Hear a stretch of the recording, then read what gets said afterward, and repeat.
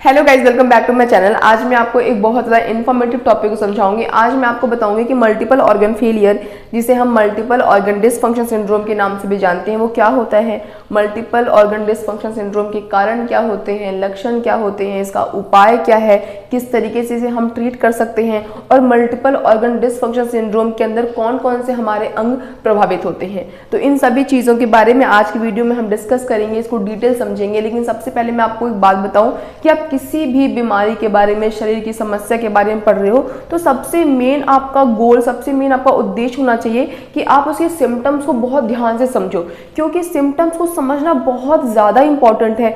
इसलिए इंपॉर्टेंट है क्योंकि ऐसी बहुत सारी बीमारियां हैं जिनको अगर हम अर्ली स्टेज में पहचान जाएं तो उसका ट्रीटमेंट बहुत आसानी से पॉसिबल है। लेकिन अगर हम उसे पहचान नहीं पा रहे हैं, हम उसके सिम्टम्स को इग्नोर कर रहे हैं, नज़रअंदाज कर रहे हैं, और अगर उसका स्टेज बढ़ गया, सेकंड स्टेज आ गया, थर्ड स्टेज आ गया, फोर्थ स्टेज आ गया, तो उसको क्योर करना पॉसिबल नहीं होता है। उसी तरीके से जो आपका मल्टीपल ऑर्गन फेलियर की प्रॉब्लम है, इसे अगर स्टार्टिंग में पहचान लिया जाए, फर्स्ट स्टेज के अंदर ही, तो शायद इसे ट्रीट कर सकते हैं आसानी से। शायद मैं इसलिए बोल रही हूँ, वो आपके डॉक्टर पे वो कितना ज़्यादा इफेक्ट हुआ है, इन सब चीज़ों पे भी बहुत डिपेंड करता है।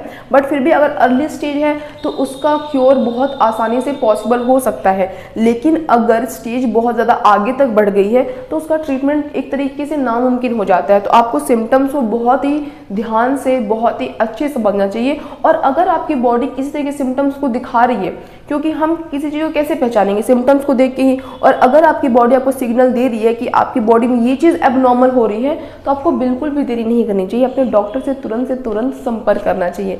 तो पढ़ते हैं आज के टॉपिक के बारे में कि आखिर मल्टीपल ऑर्गन फेलियर क्या होता है। जैसा कि आपको नाम से पता चल रहा है, मल्टीपल ऑर्गन फेलियर यानी एक नहीं कई सारे ऑर्गन या फिर एक से ज़्यादा ऑर्गन एक साथ काम करना बंद कर दे तो उसे हम क्या कहते हैं, मल्टीपल ऑर्गन फेलियर कहते हैं। इसका एक और नाम है मल्टीपल ऑर्गन डिसफंक्शन सिंड्रोम भी इसको हम कहते हैं। ठीक है, अब देखो वही लिखा हुआ है कि शरीर के दो या दो से अधिक अंग एक साथ काम करना बंद कर दें तो उसे क्या कहते हैं, मल्टीपल ऑर्गन फेलियर क्या कहा जाता है, मल्टीपल ऑर्गन डिसफंक्शन सिंड्रोम भी उसका एक और नाम है। अब आगे कह रहा है कि इससे इम्यून सिस्टम समेत संपूर्ण शरीर प्रभावित होता है। कि आप खुद सोचो कि आपका एक ऑर्गन है, आपके दो ऑर्गन है, तीन ऑर्गन है जो कि काम करना बंद कर दे रहे हैं, जाहिर सी बात है आपका इम्यून प्रभावित होगा, इम्यून सिस्टम।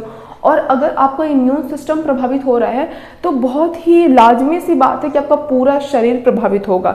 एक छोटी सी भी प्रॉब्लम अगर आपको हो गई तो आप उसे ट्रीट नहीं कर पाओगे, आपकी बॉडी उसे ट्रीट नहीं कर पाएगी। क्यों? क्योंकि आपका इम्यून प्रभावित हो गया है ना। इम्यून प्रभावित होगा तो पूरा शरीर प्रभावित होगा। तो इस पर आपको मेन फोकस रखना चाहिए, ध्यान रखना चाहिए। देखो आगे कह रहा है कि लक्षण क्या है उसका। लक्षण है दिन भर पेशाब न आना, शरीर में कंपन, सांस लेने में तकलीफ इत्यादि। ये से कुछ सिम्टम्स हैं। अब देखो, अगर आपको लगता है कि आपको दिन भर में आप टॉयलेट नहीं जा रहे हो, आप यूरिन नहीं जा रहे हो, तो आपको लगेगा हो सकता है मैंने पानी ना पिया हो, इससे मैं यूरिन नहीं जा रही है, फिर नहीं जा रहा हूँ।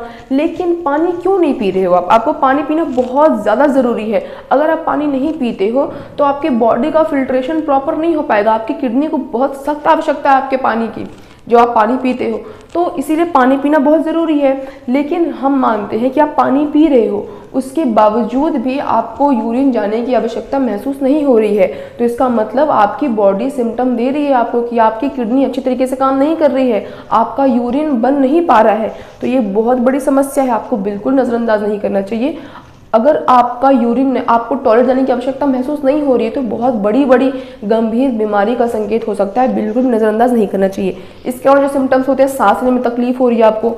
जो तीसरा सिम्टम हो सकता है कि आपके शरीर में थरथराहट यानी कि कंपन महसूस हो रही है, बहुत सारी आपके मांसपेशियों में दर्द महसूस हो रहा है, जैसा लग रहा है कि अकड़ गई है, बिल्कुल जकड़ गई है, आपके हाथ नहीं उठ रहे, पैर नहीं उठ रहे। ये सभी लक्षण होते हैं कि आपको मल्टीपल ऑर्गन फेलियर की प्रॉब्लम हो रही है। और आपको इन सभी सिम्टम्स को बिल्कुल नज़रअंदाज नहीं करना चाहिए, तुरंत से तुरंत अपने डॉक्टर के पास जाना चाहिए। देखो, बॉडी हमारी हमको सिग्नल दे रही है, अगर हम अपने सिग्नल को, सिम्टम्स को अवॉइड करेंगे तो जाहिर सी बात है अगर समय निकल गया तो बहुत ज़्यादा दिक्कतों का सामना करना पड़ सकता है।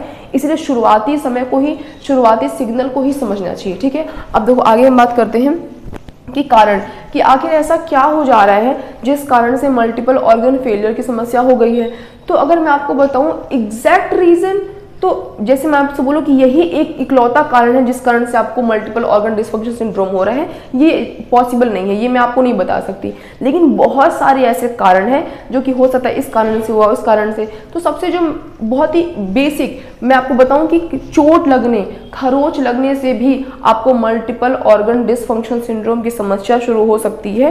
ये भी एक कारण है। आपको चोट लगना, इन्फेक्शन फैलना, आपके एक ऑर्गन में इन्फेक्शन फैल रखा है, उस ऑर्गन से दूसरे ऑर्गन में, दूसरे ऑर्गन से तीसरे ऑर्गन में, ऐसे करते इन्फेक्शन पूरा फैलेगा, आपके सभी ऑर्गन काम करना बंद कर देंगे। ये भी एक तरीके का क्या है, कारण है जिस कारण से आपको मल्टीपल ऑर्गन फेलियर की समस्या हो सकती है। देखो लिखा हुआ है कि चोट लगना, किसी तरीके का संक्रमण है या फिर ब्लड में आपके संक्रमण फैल गया है, एलर्जी किसी तरीके की है, हृदय क्षति, आपके अगर हार्ट में कोई प्रॉब्लम हो गई है तो हार्ट में प्रॉब्लम होने से बाकी के अगर आपके बॉडी पार्ट्स प्रभावित हो रहे हैं तो वो भी क्या है, मल्टीपल ऑर्गन फेलियर की प्रॉब्लम है। अब देखो आगे कह रहा है कि शरीर में ब्रेडिकिनिन नाम का प्रोटीन होता है और अगर ये प्रोटीन अधिक मात्रा में आ जाए तो इस कारण से भी मल्टीपल ऑर्गन फेलियर की प्रॉब्लम हो सकती है। इसके अलावा आपकी जीवन शैली बहुत बड़ा रोल प्ले करती है। अगर आपका खान पान, आपका डाइट, आप बहुत ज़्यादा धूम्रपान, आप बहुत ज़्यादा शराब का सेवन करते हो तो वो भी एक कारण बन सकता है आपके मल्टीपल ऑर्गन फेलियर का, जो कि बहुत बुरी चीज़ है। जो चीज़ हमारे बस में है हम उसे तो कंट्रोल कर सकते हैं ना, जो चीज़ हमारे बस में नहीं है उसे कहाँ कंट्रोल कर पा रहे हैं। लेकिन हमें पता है कि अगर मैं शराब पी रही हूँ या फिर अगर मैं शराब पी रहा हूँ तो वो मेरे बॉडी को प्रभावित करेगा। सिर्फ मुझे प्रभावित नहीं करेगा, वो मेरे साथ पूरी फैमिली को प्रभावित करेगा। मुझे कुछ हो जाएगा तो मेरे पीछे जो लोग होंगे उनको भी वो प्रभावित करेगा। ये सभी चीज़ों को आपको सोचना चाहिए। अगर कोई शराब पीता है, धूम्रपान करता है तो उसको बिल्कुल छोड़ देना चाहिए। ठीक है, अब देखो आगे लिखा हुआ है कि बचाव कैसे कर सकते हैं। तो देखो मैं बताऊं कि पहले के टाइम पे, आज से 20 साल 25 साल पहले अगर कोई प्रॉब्लम हो जाती थी, छोटा सा खांसी बुखार भी जाता था ना, तो भी इंसान की जान चली जाती थी, क्योंकि उस टाइम पे इतनी ज़्यादा ट्रीटमेंट अवेलेबल नहीं थे। बट अभी है, अभी साइंस बहुत ज़्यादा डेवलप हो चुका है। तो अगर आप पहचान जाते हो स्टार्टिंग में ही तब तो आपकी जान बच सकती है। लेकिन अगर आप अपने सिम्टम्स को इग्नोर करते हो, आपकी स्टेज बहुत ज़्यादा बढ़ गई है, तो शायद पॉसिबल नहीं है कि आप इसका ट्रीटमेंट कर पाओ, आप इसे ठीक कर पाओ। तो जैसे सिम्टम्स आपको किसी भी बीमारी के सिम्टम्स दिखते हैं, कुछ भी आपकी बॉडी में एबनॉर्मल चीज़ दिखती है कि मुझे ऐसा नहीं होता था बट अभी ऐसा हो रहा है, तो आपको तुरंत अपने डॉक्टर के पास जाना चाहिए। ठीक है, अब देखो आगे लिखा हुआ है कि बचाव में कि पिछले 20 साल से मृत्यु दर काफ़ी कम हो गई है, क्योंकि जाहिर सी बात है मेडिकल बहुत आगे निकल गया है। अगर समय रहते लक्षण पहचान लिया जाए तो आपकी जान बच सकती है। अब बात करते हैं कौन कौन से अंग प्रभावित होते हैं। तो फेफड़े, हृदय, गुर्दा, मस्तिष्क, मेनली ये सारे जो अंग होते हैं ये मल्टीपल ऑर्गन फेलियर में प्रभावित होते हैं, क्योंकि यही सब कुछ काम कर रहा है। आपका हार्ट बहुत मेन है, आपका ब्रेन बहुत ही मेन है, आपकी किडनी बहुत इंपॉर्टेंट है, आपका लीवर बहुत इंपॉर्टेंट है। ये सारे ऑर्गन अगर सोचो काम करना बंद कर दें तो इंसान के अंदर बचा ही क्या है, कुछ नहीं बचा इनके अलावा। तो यही सारे जब मेन पार्ट्स खराब हो जाएंगे तो इंसान जिंदा कैसे रह सकता है। तो आज की इस वीडियो के लिए बस इतना ही। मिलेंगे नेक्स्ट वीडियो में किसी और बहुत ही इंटरेस्टिंग और इन्फॉर्मेटिव टॉपिक के साथ। तब तक अगर आपको मेरी वीडियो इंटरेस्टिंग लगी हो, इन्फॉर्मेटिव लगी तो मेरी वीडियो को लाइक कर देना और मेरे चैनल सब्सक्राइब करना। That's all, bye guys.